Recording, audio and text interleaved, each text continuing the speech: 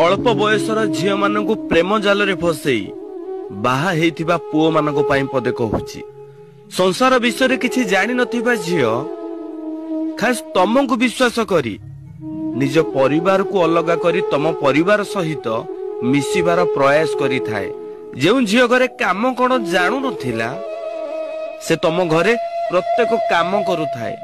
अल्प बयसर जीवन रे खुशी पाइबा पई तमको विश्वास करी तम सहित आसीथिला, किंतु तमे माने कोन कल जेते बेले तम मानकर आवश्यकता पूर्ण करी देलो किछि दिन परे जंत्रणा ठारू भी अधिक विश्वासघातक काम ता सहित कल।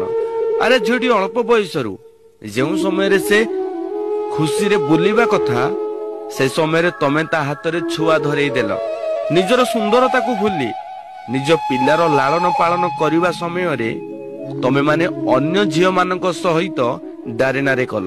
काहाकू विश्वास करी आसीथिला। अरे ता बापा मां को त्याग करी तम मानक हाथ धरिथिला किछि दिन खुशी रे रहिबा पाई, किंतु तमे माने ता सहित कोन करूछ? निज मां भौणी कथारे पड़ी निज स्त्री को गाली सहित माड़ भी मारुछ, जौतुकर निर्यातना दउछ। कोन भूल करिथिला से? अरे अल्प बयस हेइथिला तमे माने ताको एते विश्वास कथा कहूथिलो जे से तम विश्वास रे विष न देई ता बापा मां को विष देई तम पाखु को आसीथिला।